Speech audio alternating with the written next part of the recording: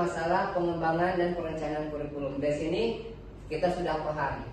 Apa mungkin ada yang mau ditanyakan? Ya kita diskusikan saja gitu kan, kita share aja tentang pengembangan dan perencanaan kurikulum ini atau masalah kurikulum yang lainnya yang berkaitan dengan pendidikan. Silahkan, ada yang mau bertanya? Action. Ya, sebelum kita mulai program kita, lebih baik dan lebih manfaat untuk kita berdoa kepada Allah dengan membaca Ummul Quran Al-Hadiniyah walatu inna sholih Al-Fatihah. A'udzubillahi minasyaitonir rajim. Iyyaka na'budu wa iyyaka nasta'in ihdinas siratal mustaqim siratal ladzina an'amta 'alaihim ghairil maghdubi 'alaihim waladdallin. Rabbi zidna ilman nafi' warzuqna fahma amin ya Allah ya rabbal alamin. Oke, terima kasih. Lagi yang berpendapat kurikulum itu nggak apa-apa, kita pendapat kita aja. Apa? Rancangan pembelajaran yang menjadi fundamental dalam pendidikan. Oke, bagus. Rancangan pembelajaran ya. Pembelajaran yang menjadi Fundamental dalam pendidikan.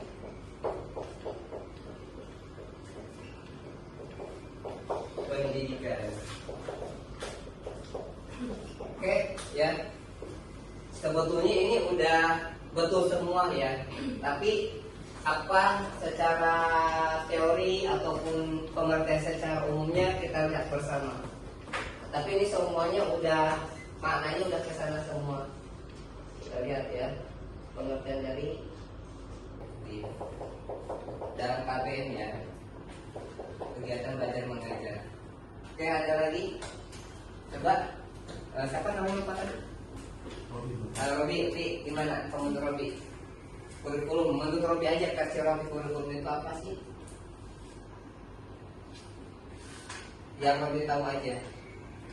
Kira-kira apa kurikulum itu? Kurikulum kan di sekolah ada ekstrakurikuler, ada kurikulum gitu kan, kurikulum 13, kurikulum KTSP, kurikulum Merdeka gitu kan.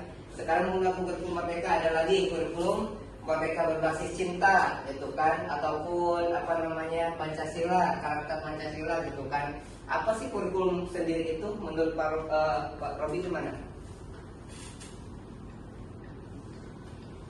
Atau ada yang lain? Gak apa-apa ya, salah benar belakangan. Target pembelajaran. Action. Oke, ya udah kita laksanakan kuisnya melalui game gitu kan. Nilai tertinggi tadi ada nama Robi ya, dengan nilai 9 yang betul, salah satu gitu kan. Itu sebagai motivasi aja supaya kita lebih semangat lagi. Nah, mudah-mudahan pembelajaran hari ini membawa kita manfaat, bertambah ilmu kita, bertambah wawasan kita, keterampilan kita menjadi guru profesional ke depannya.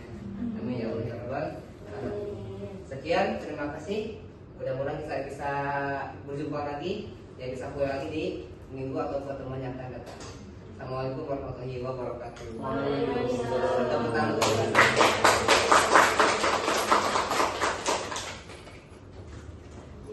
Action. Oke, sebelum kita mulai, kita absen terlebih dahulu, absensi kehadiran, dan setiap yang dipanggil namanya bilang nama presiden Indonesia saja, baik yang sudah ataupun yang belum, maksudnya baik yang sudah meninggal ataupun yang masih ada ya. Jadi dari misalkan Gaida gitu kan, presiden kayak Abdurrahman Wahid seperti itu. Mafhum? Pak Yumna? Oke ya, Mutiara Gaida Azhar. Keterangannya apa? Tanpa keterangan. Nada Nazofa? Gak ada. Tanpa keterangan ya. Sabila Ashifa. Oh cuti. Iya ya. Salsabila Kotor Nada. Bapak B.J. Habibie. Oke. Irenda. Kalau Muhammad Hatta itu wakil, ini presiden. Ya. Etimologisnya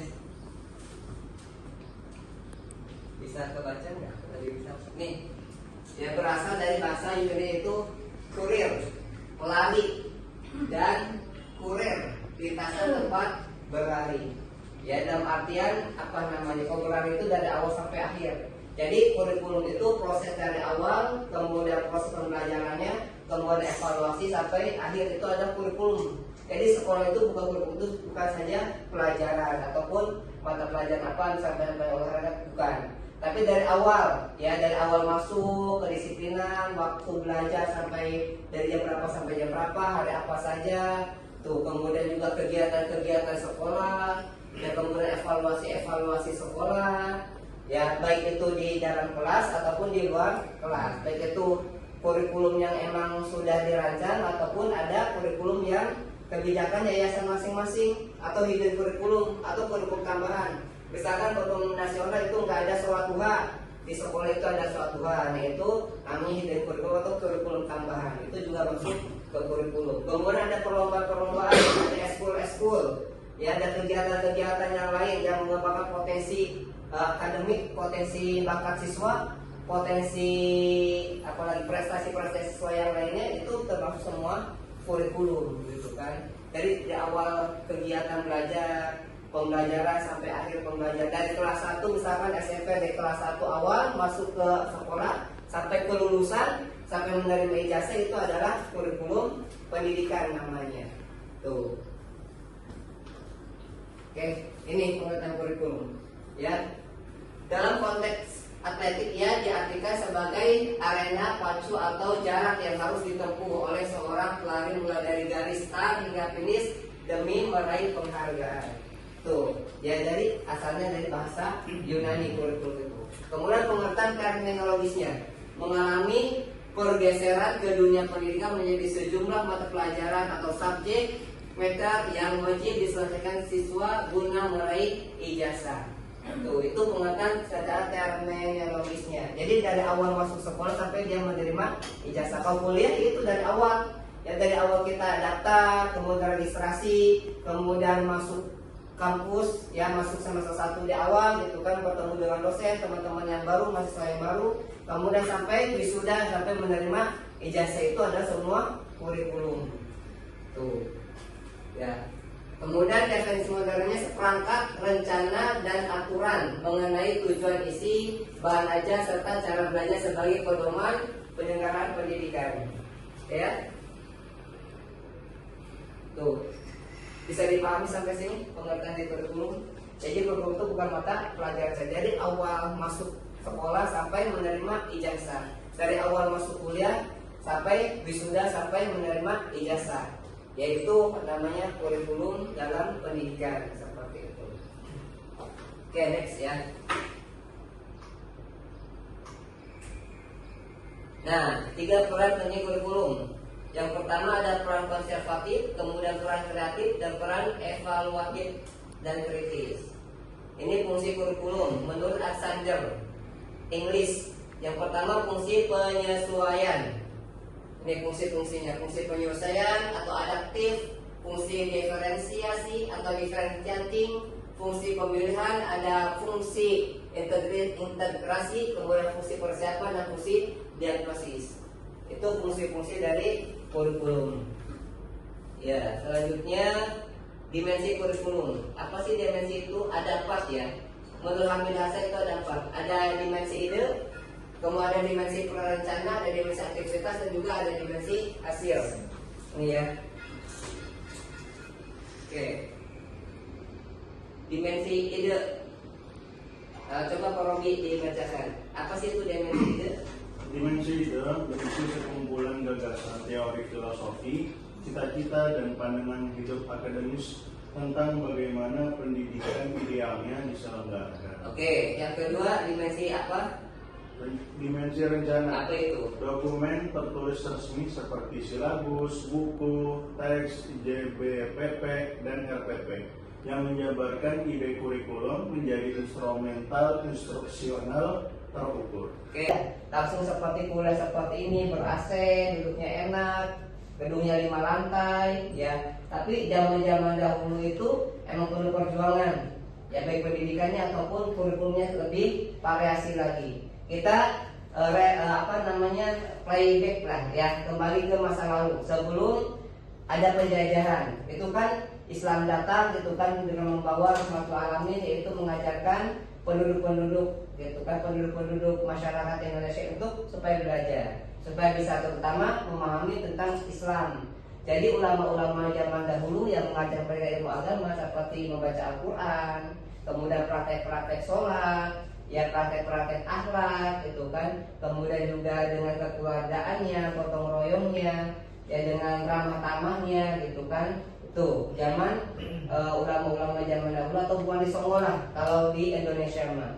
Jadi mereka mengajarkan dengan akhlak, dengan lemah lembut, dengan contoh, dengan praktek gitu kan, dengan kebaikan-kebaikan gitu. Sehingga masyarakat itu sangat tertarik. Ya sangat tertarik. Misalkan ada salah satu wali Songo, Sunan Bonang, dengan gamelannya, dengan musiknya.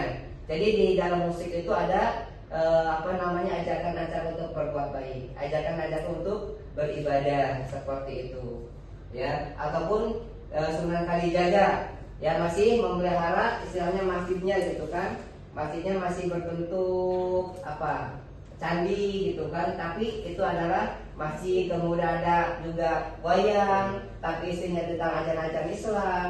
Yang tadinya tentang yang 5 itu Pandawa 5, yang diisi dengan rukun Islam gitu kan, isinya dengan rukun Islam, ajakan sholat, ajakan untuk berbuat baik, untuk bersedekah, untuk berzakat gitu kan, untuk berpuasa gitu kan, dan yang lainnya seperti itu. Kemudian datang ya Portugis, kemudian Belanda, yang paling lama itu Belanda. Kemudian pendidikan juga berubah, terjadi penjajahan. Jadi suruh kerja saja, jangan suruh sekolah, nggak boleh sekolah pribumi itu, ya supaya tidak tahu apa-apa, ya supaya bodoh lah secara kasarnya gitu kan. Tuh, tapi ada beberapa emang yang sekolah itu yang nira-nira saja, yang kaya-kaya saja yang bisa sekolah karena sangat mahal biayanya. Tuh ya. Kemudian alhamdulillah merdeka, kemudian semuanya bisa sekolah, terutama yang di kota-kota. Ya, di pelosok-pelosok belum ada sekolah. Ya di pelosok-pelosok, di kampung-kampung, di pedalaman belum ada sekolah, tapi di kota-kota udah ada sekolahnya, yaitu sekolah dasar SD, ya SDN, sekolah dasar negeri. Nah, semuanya bisa sekolah gitu kan, walaupun emang belum seperti ini, belum seragam yang rapi seperti ini, masih bajunya baju apa saja boleh gitu kan. Ya bukunya juga masih satu, kemudian masih pakai kresek tasnya gitu kan. Ya masih alas kakinya nggak pakai sepatu, nyeker gitu kan, tanpa alas kaki sekolahnya di bawah gitu kan. Seperti itu. Kemudian berkembang zaman, sekarang lah langsung gitu kan. Tuh, jadi kalau sekarang lebih enak lagi, ya lebih rapi lagi. Zaman dulu gitu kan, SMP, SMA, pakaiannya saja gitu kan masih mini, ya masih terbatas, masih aula itu kelihatan. Tapi sekarang ya jangankan sanawiyah, SMP, SMA, sekolah-sekolah umum udah, SMP, SMA itu udah menutup aula semua.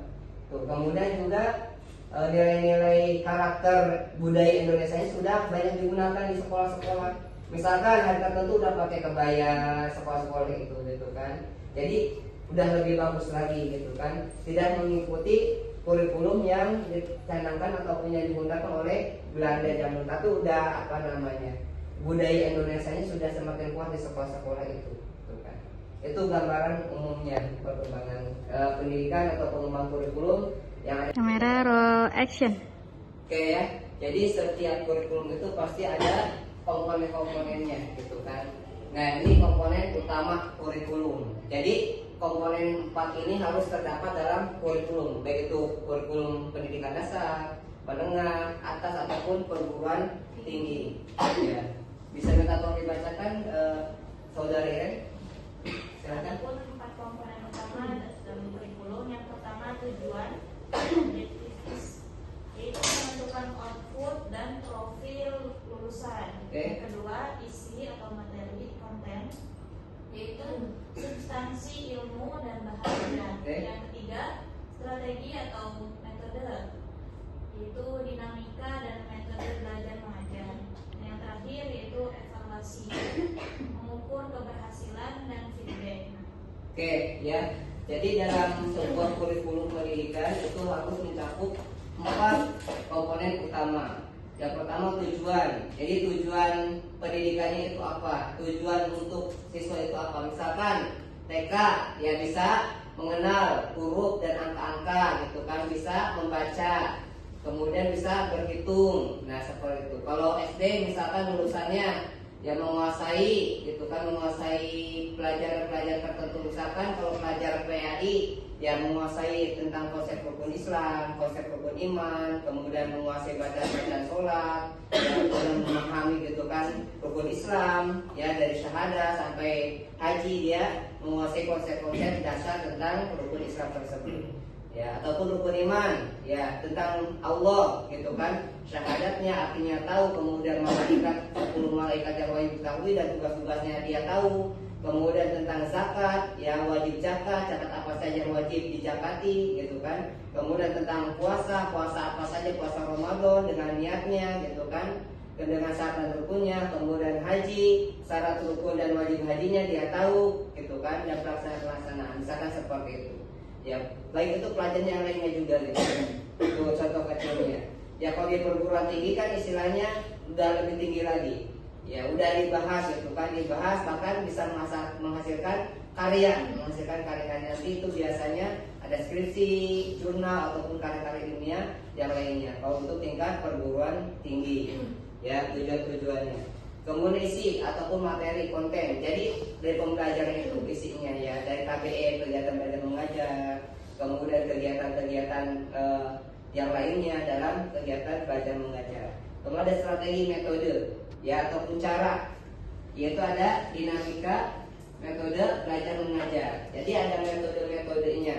Ya ada dinamikanya, ada tanya jawab, ada tugas, ada diskusi, ada musyawarah, gitu kan, ada menghafal, gitu kan, dan metode-metode yang lainnya yang digunakan dalam kegiatan belajar mengajar dalam satuan pendidikan. Kemudian ada evaluasi pasti ya. Jadi evaluasi ini menilai seberapa jauh mahasiswa ataupun siswa gitu kan menguasai sebuah materi, sebuah pelajaran seperti itu. Dari pemahamannya, kemudian dari aplikasinya, apakah dia menguasainya, sampai sejauh mana dia menguasai sebuah materi, sebuah praktek gitu kan.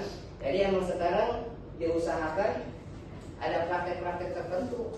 Misalkan materi tentang wudhu, bukan saja menguasai doa sebelum wudhu, niat wudhu, tapi juga dia mempraktekannya setiap hari.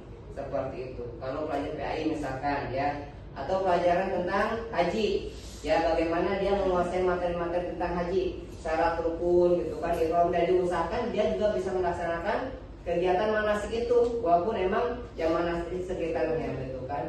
Kedepannya kan jadi jadi kesungguhan, jadi keinginan untuk melaksanakan haji betulan. Ya jadi diusahakan seperti itu. Ada praktek-prakteknya, bukan saja teori-teori. Tuh, kemudian juga diusahakan akhlak.